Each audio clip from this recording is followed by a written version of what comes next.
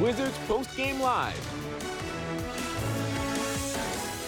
Friday night hoop actions on the front end of a back-to-back. You see Bradley Beal showing love to one DeMatha's own Jeremy Grant. Unfortunately, that first half of this game told you one story. The second half told you a different one, and the final score is 124 to 116. The Wizards take a loss to the visiting Portland Trailblazers as Bradley Beal gets love from his wife, Kamaya, and sons. Post-game live with Wes Hall and Christy Winter. Scott will be joined by Chris, Drew, and Megan momentarily and quickly. But Christy, I need to know, like I said, tell of two halves. First half, Wizards up 18, and they end up taking the fall at the end. Well, I think it was a couple of different things, Wes. In that first half, Washington did a good job of taking good care of the basketball. They only had 5 turnovers, but there in that fourth quarter, they had 7 turnovers in the fourth quarter alone. So that changed the pace of play, but also the defensive attention to detail in that second half was totally different than it was in that first half. You knew that Portland was going to play that horn set, but they were going to play it 2 steps off of the elbow extended up towards the half-court line because of Damian Lillard's range. And they played in drop coverage, got beaten on that a couple of times. But when it came down to it, shots weren't falling for Washington on the offensive side, but it started with their defense, and it started with the preservation of their possessions. They had those empty plays and those turnovers in the fourth when they needed to maximize their momentum. But 39 points for Portland in the third quarter alone, that changed the entire complexion of the game, especially in the second half, and that gave Portland some confidence and momentum to win it on the road. And that's kind of what I was about to ask you about that third quarter, because we sat here at halftime and I said we're up 18, but I'm curious because I knew there was going to be a run, and I knew it was going to come in the third quarter, and you said Washington had a 14-point deficit. What else happened on the Washington side of things that gave Portland that opportunity? Well, I think the ball stopped moving. I think what we said in the first half was that Washington had 18 assists on 25 made shots. That continuity didn't carry over in the second half, so you have to credit Portland's defense for being a little bit more disruptive and not allowing Washington to make the extra passes, to make those clean looks. And I just think for Washington, the ball stopped moving and they also turned it over, so it was a combination of those two things. But I think for Washington now, just to turn right back around, like in mere minutes, to head to Brooklyn to get things back on track. I mean, they had 6 games in a row where they won. They played great, had 7 players in double figures in the 2 games coming into this contest, but they just didn't have the continuity in the second half. It didn't contain, they didn't sustain it in the second half on the offensive side or the defensive side. That's fair indeed. I want to bring in Chris and Drew from Capital One Arena to get their thoughts on it. Guys, we talked about a tale of two halves. That third quarter happened to be the difference maker. And Chris, as you talk about guys getting activated, we saw a couple of Blazers finally have their moment in that second half. Listen, Anthony Simons literally put the Portland Trailblazers on his back in that third quarter at one stretch. He hit 6 threes, 6 of 7, and that allowed Damian Lillard to kind of be like, well, let me take a break, because you know what he does normally in the fourth quarter. But Drew, this is a disappointing loss. The Wizards had 20-point leads 10 different times in this game. 10. That's very rare. And to give up that kind of lead, they got outscored 73 to 47 in the second half. Yeah, I think the offense was, I would say, it was flowing so good it actually became the biggest, worst enemy towards the end of the game, because they were shooting lights out in that first half. Then when they couldn't get a bucket, what did they do? They laid up defensively, giving up 32 points in the second quarter, almost 40 points in the third quarter. They gave up 39, and then 34 in the fourth. So besides the first quarter, they really weren't locking in defensively, and I think that was the name of the game. If they would have got the stops they needed, we knew they could score the ball at will, but they did not get the timely stops on the defensive end, primarily in that second half. Guys, I know we were pregame talking about the big three and what they can do along with the others. The big three, KP, Kuz, and Bills, combined for 78 points, knocked down 7 for 21 from behind the arc. It felt like there was something missing tonight. What did you see from the guys outside of the three of them? For me, it's flow. I think getting these 3 guys to play together, I still think, as crazy as this sounds, 50-some games in, I still think it's a work in progress, because when KP and Brad get going, Kuz kind of takes a step back and he's more rebounding and assisting. I want to see these 3 guys actually, be aggressive. Now, how do you do that? It's one basketball and you got 3 20-point scores, right? But did you feel like that tonight, where I think more Kuz was kind of like, let me let me kind of assess what's going on offensively? I feel like the Wizards thought they had this in the bag, and they thought that the Portland Trail Blazers were going to lay down.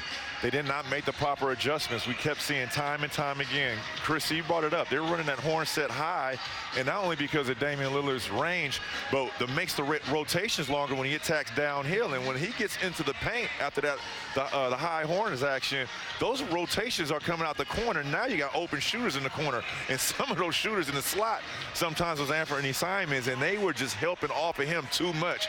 He's the hot man. Your help is not to help off of him. Your help is not to let him catch the ball. That's right. And Drew, when you played, like when you were in a flow on the offensive side, what was it that got your team to the ability to sustain that over time, not just 1 or 2 quarters? It was a lot of scoring droughts. Now your defense can only hold up for so much time. Especially in that first half with these players. I would like to see him get easier baskets. Porzingis, couldn't nobody guard Porzingis tonight. Get him right in front of the restricted area, right in the paint, 2 feet in, throw him the ball, and it's all she wrote. They didn't get the timely buckets that they needed, or not even the timely stops. They could have made it a lot easier on themselves offensively. They would have took their time on that end. Guys, I'm curious about Brad. I know we saw him dealing with a little bit of the leg in situation. I don't know exactly what it was. You guys were there. But he also was able to give you 34 points. What do you say about his performance tonight, Chris? Well, it's good that he scored 34 points. I'm more mindful of the second night of a back-to-back. We're about to get on a plane right now, and we play less than 24 hours later. Special tip time, 6 p.m. tomorrow.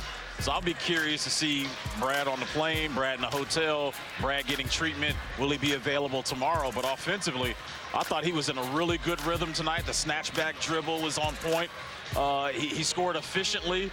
But what does that mean going into tomorrow's game? We'll just have to find out. Well, I'll tell you what, you don't want this loss to derail the momentum, the positive momentum this team has had as of late. Hey, put this one away, have temporary amnesia, because you need that in this league. Go get one in Brooklyn. Do not let this loss derail the process. Guys, you're absolutely right. A quick opportunity to watch this one out of the memory banks. Chris and Drew, we appreciate you. Enjoy the show behind you. Megan, the same question goes to you. I've already forgot about it. We're on to Brooklyn. That's what I want to hear. Megan, the question goes to you now. Your thoughts on this Wizards loss tonight? Yeah, I think Chris and Drew alluded to it. It was just timely stops that unfortunately did not happen. But the other thing too, remember in my pre-tip hit, I asked Coach Unseld ahead of this game what concerns him the most defensively with this team, aside from the obvious answer of Damian Lillard being Damian Lillard. And it was the defensive layers and the ability that this Trailblazers team has to not only put up threes and get to the free throw line, but the fact that they do it efficiently. That first half, if I'm not mistaken, the Trailblazers from 3 were 4 of 18. That second half, it was as if they could not miss. And then you heard Chris and Drew talking about it in that late in that fourth quarter. The Wizards got to the free throw line 20+ times in the first half. They didn't get to the free throw line in that second half. So not being as aggressive in that first half, I thought was a big piece of it as well too. But for me, it goes back to Coach Unseld, and his concern was the defensive layers and knowing that Simons and Dame Lillard, who he told me those are the two he had the most concern with their ability to cross half and rise up from anywhere beyond the three-point line, and the amount of times that they do it in the pick and roll situations as well too. So it came down to the defensive layers in the second half. I just didn't feel like the layers were there that they were in the first half. Chrissy, another question too. We've talked about this earlier in the season about the others on the other team. Exactly. A guy like Trendon Watford tonight had 21 points, but the 4 games before that, he's averaging 4 points a game. So my question is, how do the Wizards prevent that other person, no matter who it is on the other part of the other team's roster? How do you prevent that other guy from being such a difference maker tonight? Exactly. I mean, I was at the practice yesterday, and they were going over the defensive coverages, and obviously it's not just Damian Lillard that's part of this team. They didn't have Nurkic tonight because of an injury, so they were different looking in terms of their ability to space the floor. And you can hear Drew Gooden say, hey, when they're running that high horn set, it is harder to recover to those corners, and that's where they were getting a bunch of their threes, especially in the third and fourth quarters. So when it comes down to protecting the others and making sure that everyone else is doing their due diligence, flying around and meeting the catch and contesting shots, I think you just have to be in full scramble mode on the defensive end. And I think Washington just didn't have that extra kick in their step in terms of having that defensive attention to detail, as we were alluding to. But I think when they can space the floor, like Portland did, with their ability to have players who can knock in shots, like Simons with 6 threes tonight, I just think it was just difficult for everyone else to scramble out of the coverages that they had. A hard hedge up high on Dame Lillard so he can't stop and pop, or attack the mismatch and get downhill and get to the rim. They were working on all this yesterday, so it's not like it wasn't discussed. It was discussed, but there's an execution piece that I think wasn't sustained throughout the game on the defensive end, and that happens sometimes. I mean, I coached, I played, I understand that happens throughout a contest, but it just was, Portland got hot in the second half as well, and Washington, they were missing the shots that they were making in the first half, and you saw it especially in the fourth quarter. Washington was missing shots that they would make, and it wasn't just the downhill at the basket shots, which they did not make down the stretch of this game, but it was their threes, their mid-range game. It wasn't there, and for whatever reason, they just didn't have it. And for Kuz not to really get his game going, he was 0 of 5 from 3 tonight. That was tough because they needed that extra score for Washington to open up the floor and to play at the pace they wanted by getting the defensive stops they needed. And that's why I said that up top right here on the post game that, hey, we had to get those stops to be able to play at the pace that we were playing in that first half with those 18 assists on 25 made shots. Needed to duplicate that second half, and it didn't happen. Megan, when she mentions Kyle Kuzma, we know that he had a 12-point double-double tonight, but we've seen in these past 3 or 4 games where the first half, he kind of watches it a little bit, does what he does, getting other people activated. Was this the night where we might have needed him to do more on the scoring side earlier to really get activated now? You know, it's interesting because obviously that first half, they, as Chris had mentioned, multiple 20-point leads throughout this game, and they were leading big in that first half. So it was almost like it wasn't needed to the extent as it was needed in that second half. So maybe he was a little comfortable. Who knows? But this is the thing, and Chris had mentioned it when you had him and Drew on just now. There's got to be this feeling out period, and because the big 3 hasn't played together as much as we would like them to, and I know that we're 40+ games into the season, they still have to figure out how to play together. And I think the biggest piece of that is Kyle Kuzma figuring out how he can still have that impact of the 20+ point scorer and 10+ rebounder and assist maker and facilitator and be him. And that's tough because and I'm going to preface it by saying this, and I am in no way saying that they are a duplicate, but keep in mind, when the big 3 of Miami, as in LeBron, Chris Bosh, and D. Wade first started out, it was tough for them to figure out how to play themselves and be themselves, but also make sure that the rest of the guys were getting involved within that big 3. So there was nights when D. Wade had, a quiet night, if you will, or Chris Bosh did, but then there was nights when they had a loud night. So I think this is what they're now experiencing, and Kuz is going to figure it out. He's a professional basketball player. It's just figuring out his spots to still have that Kuz impact. And I appreciate it, Megan. Right now, I've got a chance for Wizards fans. Let's go to head coach Wes Unseld Jr. at the post-game podium to get his thoughts on tonight. Megan, don't move. Well, they got going early. Simon's right away coming out of the half. I think we were a little lackadaisical at the end of the second. Gave up 6 free throws in that last minute or so, which I thought kind of gave them life, got them going.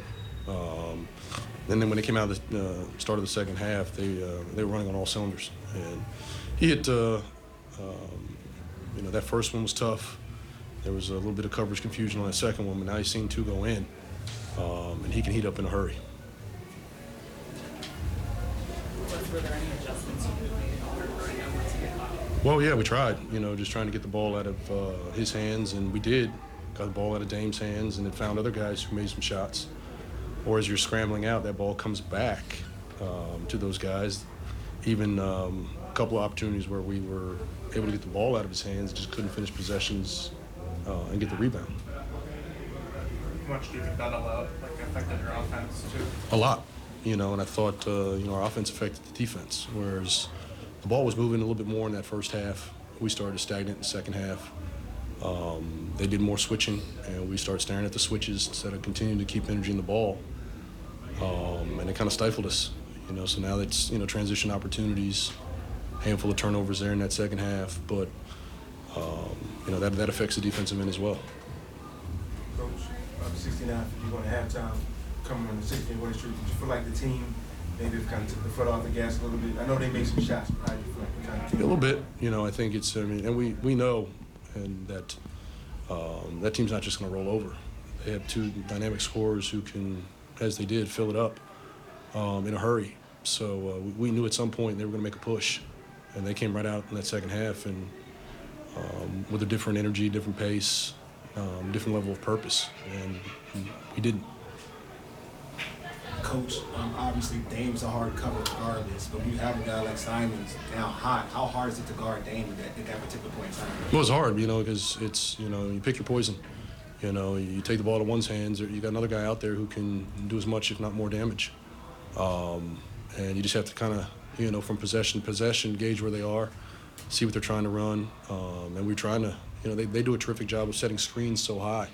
Even when you are trying to blitz, you know, it's tough for bigs, you know, to get up to coverage, you know, that high to impact him. And now he's either downhill or he's created separation for his step back. So we got to figure that out. But, yeah, it's a tough cover, you know, when you got two guys on the floor like that. And, Coach, in the beginning, in the first half, the screen roll with Bill and Porzingis worked effectively. Did they do anything special in the second half to change that? Because it didn't seem as effective as it was in the first half. They started doing more switching. Okay. And just to kind of negate the separation, they cross-match, put a smaller guy on KP, and you know, I think that's where we started to stifle a bit. Do you hope this one's kind of easier to flush out, given you have 6 wings behind you, the locker room is in a great place? Yeah, I mean, it's still an opportunity lost. So it's, you know, that there's frustration there because we didn't play complete 48 minutes, you know, solid 24. And, you know, obviously we got to get on a plane and figure it out and reload, you know, for tomorrow. But we're going to see a very similar defense. So hopefully it's, you know, a lesson for us that we have to continue to, you know, move the ball and play with a bit more purpose, a little bit more pace, and hopefully minimize some of that.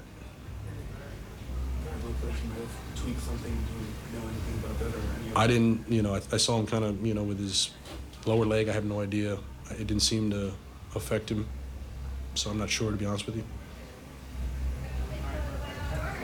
Wes Unseld Jr. at the post-game podium. Before we let you go here, Megan, real quick, we got Brooklyn tomorrow night, the 4th seed in the Eastern Conference. Obviously, there are a lot of other pieces of business that they're dealing with, but from the basketball side on court. Just a few. Just a few. What do the Wizards have to do on court to defeat the Nets?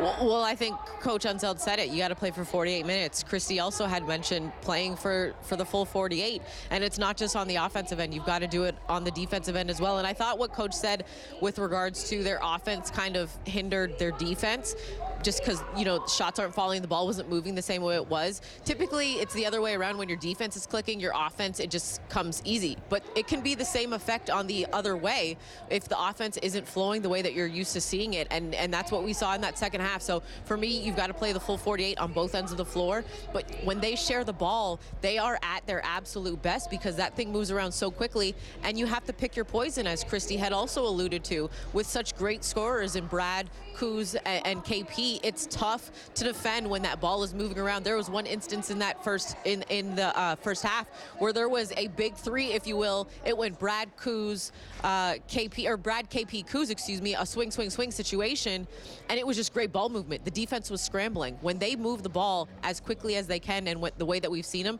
they're very hard to defend because it moves so quickly, and guys have such quick shots and quick releases. For me, it's got to be 48 minutes on both ends of the floor. I appreciate that. And one thing to note against Brooklyn tomorrow, they haven't seen this version of the Wizards with the full big three and the big lineup with Gafford and KP down in the paint. So hopefully everybody's healthy, including Bradley Beal. And we'll see you tomorrow night in Brooklyn, Megan. We appreciate it. Right now, Wizards fans, don't move. We got more post-game live coming up for you, including a continued preview of that Brooklyn game. And Monte Morris mic'd up. Christy's here with us. We're going to jump in the film room. Yeah, we're doing this. Post-game live, back in a moment. Making history is never easy. It's not for the faint of heart. Just ask the folks of Washington, D.C., the district, home to the most influential people in history, past and present. What better place for the NBA 2K League to make roots for the 2023 season? We're going from power brokers to power forwards. Based at the brand new District D, the flagship venue for esports in the Mid-Atlantic, the best 2K players in the world will descend upon one of the world's most important cities, forever etching their names into the marble statues that surround this historic town. Beginning March 2023, the NBA 2K League is coming to Washington, D.C. Let's go.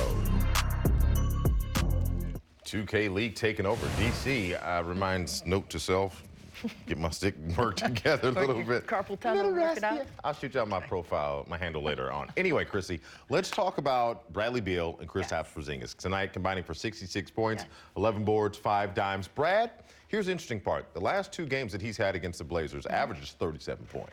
Well, tonight he gave you 34. Well, and you love that, right? With Bradley Beal, and he looked like Wes Unseld Jr. said, I'm not sure exactly what happened with his leg, but he seemed to be fine. So hopefully he's good to play tomorrow against Brooklyn. But when those two are playing on the floor at the same time, it really forces the defense to make tough choices. Are you going to protect the rim? Bradley Beal, he can get downhill, missed that one, but followed it up.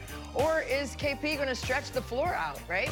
He had his snatch game going, pulling ankles. He did a fantastic job of sizing up the defense, making good decisions on his pull-ups. Didn't have to get all the way to the rack every single time, but when he did, he was able to finish with contact. So you love to see Bradley Beal in his bag the way he was tonight.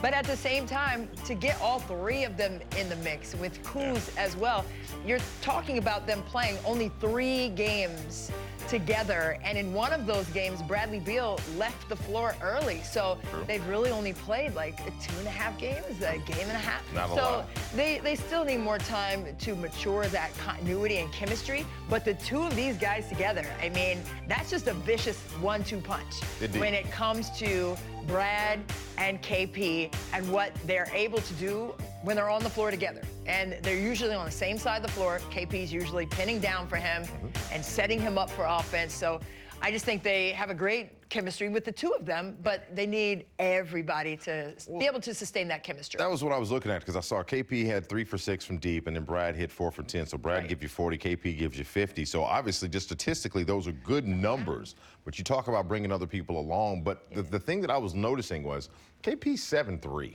Okay. You're not blocking that. You're not. It's a jumper that you're not going to block. But more importantly, I want to see the balance between his post game and his perimeter game. How does he get that balance? Because oftentimes, as you see right here with Jeremy Grant's giving up 6 inches to this man. Absolutely, and I saw this. This is my favorite play right here, the high-low on reverse, okay? Because usually it's KP stretching the floor and sending it downstairs to Gaff, but it was opposite on that one, and KP was posting up.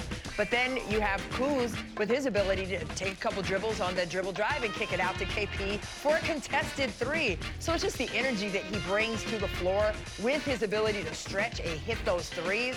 Washington needs all of that and more from him, but how can he post himself up more inside? Go down in there, right? Be purposeful, be intentional with where you want to get the ball. And he does a fantastic job at that. I'm not saying he doesn't, but at the same time, if that's where the advantage is, that game, then exploit that until there's an adjustment made defensively. Until then, go to the well, right? Until the well runs dry. And for Kristaps Porzingis, like you said, he has a height advantage of 7'3". So my goodness, go in that restricted area, sit them behind you, get big, chin it on the catch and finish. Like they weren't disrupting him at all. Once he got the ball inside, he was able to do what he wanted to do. So he did knock down his shots from the outside as well. So it's not like, hey, only stay down there. Stretch the floor when you need to. Be that trail and kick out and knock the 3 down. But at the same time, when you have the advantage inside, take advantage until they start changing their defensive coverages, start bringing you those doubles. And I saw Kristaps Porzingis yesterday working on those double teams coming his way from different angles, right? And kicking it out to coaches and getting his shot. So he's working on those things, and that's what he does well. But he just has to be more intentional, I guess, to do it more consistently throughout a game where there's an advantage on the interior. The other thing that I was thinking is we talked about Kuz's first half versus his second half. And I know we don't run the triangle and we don't run the prison offense either. So I know those schemes.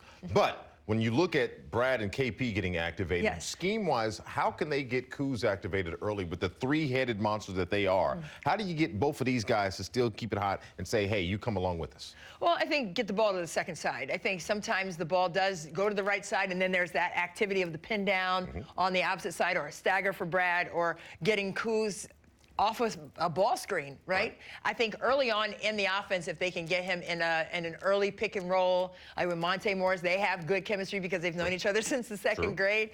They'll be able to find each other. But I just think that you have to get at least to the second side, sometimes to the third side, and then attack the defense, and that's where you'll find success. Sometimes if the ball stays on one side, that's when the coaches say, well, the ball is sticking on the right side of the floor. The ball, we weren't moving it around. And you saw that in the second half, where they just didn't have the assist numbers that they did in the first half in terms of assist to turnover ratio. Indeed, and the thing is, you know, getting guys activated, when you got a 6'10" dude playing the three that's downhill, like, get him the ball some kind of way. And again, it's about getting everybody involved. But Christy, we got more coming up on PostGame Live. I told people we're getting into the film room with you. You mind doing that a little bit later? Oh, yeah, you see, I got my turbo ready to wrist crank up going. turbo. All right, we're going to get to the film room a little bit later on. And of course, Monte Morris mic'd up for the night. The landlord rocking the rim tonight. We'll talk about that and a lot more on PostGame.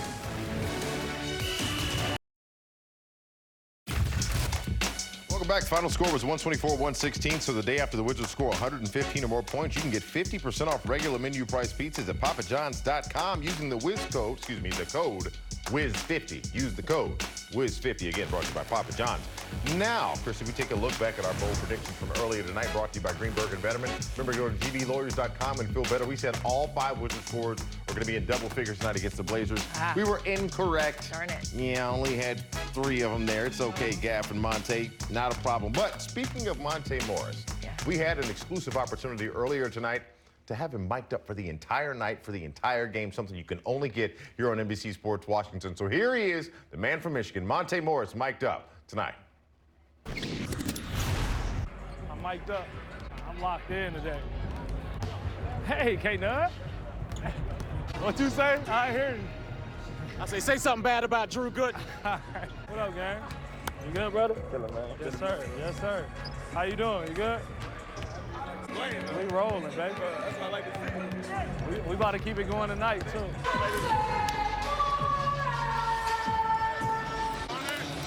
Oh! Family good? Horns good. Good. Hey, stay high. 2 out. 2 out. Outlet, Gav. Hey, go get him. Go get Brad. Hey! Dunk some. Hey! Hey! Good, killer. One.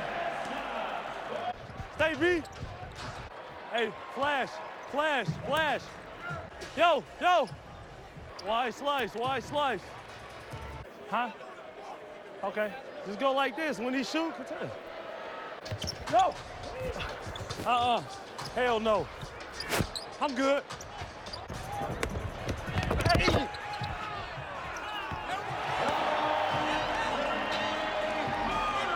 Horns overload. Hey, Horns gut. KP, Gav, Horns gut. You corner. Hey, Gav, he gonna bypass that flare and set this pick and roll. Hey, what? Basket. Morris, thank you, Wizards, for that access right there. Let's take a look at our best bets brought to you by FanDuel, where you make every moment more. Coming into tonight, if you would have said that Chris English is going to have 30 or more points, that's at plus 325. A $10 bet would have won you $32.50. How about Corey Kispert over at 11.5 points at plus 170? A $10 bet would have won you $17. Christy Winter Scott. Corey Kispert at the half had 9 points. He gave you 3 in the second half. He had knocked down 1 3 in the first half, knocked down a second one in the second half. What do you make of his game as of recent, knowing that he's pretty much Mr. Catch and Shoot? Right. I thought that his impact for tonight's game was really good. I thought that he hit timely shots for the Wizards when they needed offense, when they were sputtering a little bit, especially in that third quarter when they gave up those 39 points to Portland. But I thought that Corey was really aggressive, and it wasn't just his three-point shooting prowess that was on display. I thought his ability to get inside and finish was good. I thought his ability to run the floor in transition and finish in traffic was excellent. So Corey Kispert, you know they're going to play him for the three, the pump fake and rip and go to the rim to finish.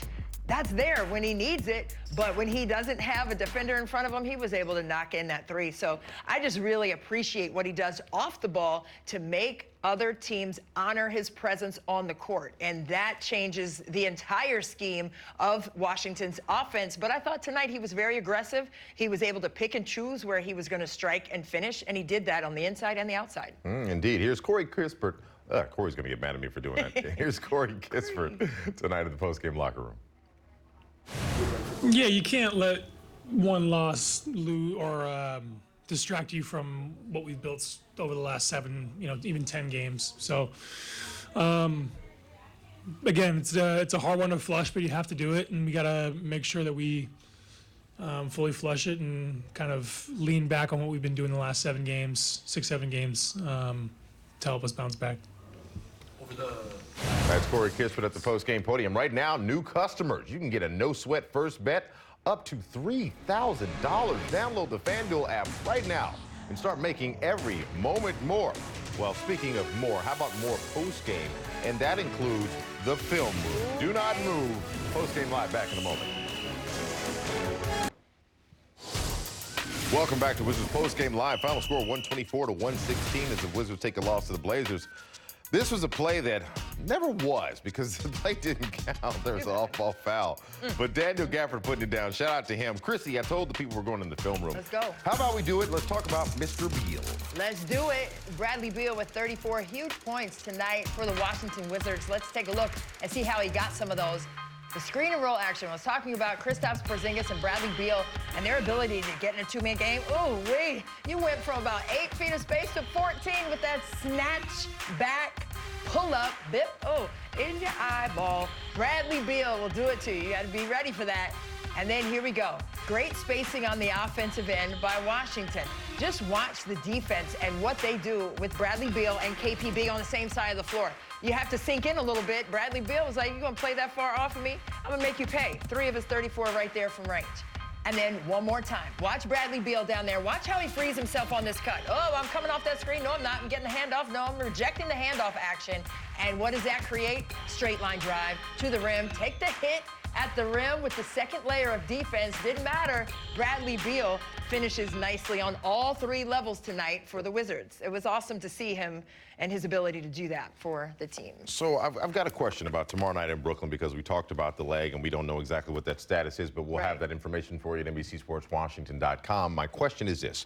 Let's play it 2 ways. Okay. Let's play it. If Brad's not available, who steps in his absence? Start there, and then I'll meet you on the other side with the second question. I'm going to go with Corey Kispert in that spot because I thought that he did a fantastic job tonight. 5 of 8 from the floor, 2 of 3 from 3. And as I said, made fantastic choices with his shot selection on the offensive side. But I also thought he got in the gaps defensively. I thought he made good reads on the defensive end. So if Brad can't go, I say Corey Kispert gets that nod. And no shade to Denny Avdia. I think he's definitely a 1B in that decision for me after tonight's game. So it's what have you done for me lately? And as a coach, as I used to coach, you have to go with who is hot like right now. And you have to trust that. You have to trust your gut as a coach, and it's a read and a feel. So my read and feel tonight is Corey Kispert in that spot. So that's if Brad's absent. If so he can't now go. we know Brad is hyper competitive and he's going to want to play. So here's the wrinkle. 80% Brad. How does the team adjust to 80% Brad, knowing that you ain't keeping him off the court? See, this is what I do. Come on. And you lean back and ask it, too, so that's even makes me think even harder about it. But 80% Brad, I don't know. You just have to be careful because I saw him come back in there. He looked a little gimpy, but he was able to finish plays. So Wes Unseld Jr. alluded to that as well and said, you know, he looked like he did something to his foot, or his leg, his left leg, but he was still able to compete. So he is a hyper-competitive individual, 3-time All-Star Bradley Beal, so we understand that about him. But at the same time, you don't want to push your body over the limit. And that's so tough as a competitor. I get it. But he's already been out 3 or 4 times this season because of injury or illness. So he I don't know. 80% Brad. I know I'm trying to not answer the question. You trying to be nice, like you're really trying. I'm really trying. I would say 80% Brad. I would go ahead and go with him. But if there's any sign of favoring of that leg, or if he looks gimpy, or if he's limping around, I would say get him off the floor, because you don't want to have that be an issue for him moving forward prior to the All-Star break. The main reason I asked about the 80% Brad is the adjustment that other guys are going to have to fill that gap, because he's going to be on the court at 80%. True. And so you have to be able to adjust your game to knowing that there are certain movements he's not going to be able to make. Right. And that's why I was like, who's going to be able to fill those gaps? See, that's where we were going. I see what you did there. You mixed and stirred it up. But look at the flick of the wrist, man. I don't play. On the other side, though, we're going to get you ready for Brooklyn. That's tomorrow night in Brooklyn on Atlantic Avenue. So we'll be right here back in a moment on PostGame Live.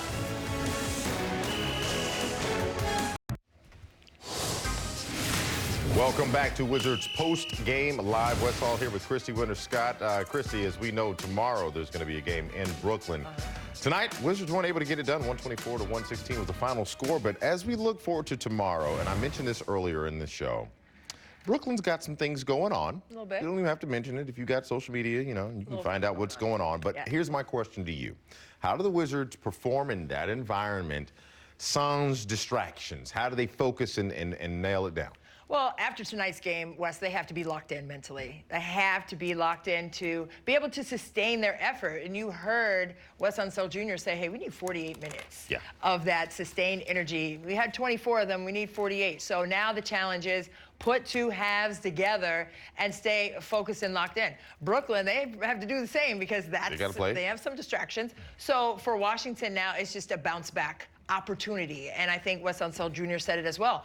They missed an opportunity today to close out this game in that second half. So now the challenge is pick up yourself by the bootstraps and go up to Brooklyn right now, probably on the plane, headed up there. Are those boots Timberlands? I mean, if we're going to do, boots are made for them butters, you know what I mean? Butters. I cannot. I had to shake you up. I had to do it. Yeah, but they've got to just go out there and be mentally tough and competitively spirited and fight for what they want, which is a win. Take one from Atlantic Avenue. That's what you do. Take it. On behalf of our great crew and staff here at ABC Sports Washington, for Christy Winter-Scott, I am Wes Hall. Enjoy the rest of your cool DC night. We'll be back to warm your TV screens up tomorrow night at 5:30 for Wizards Pregame Live.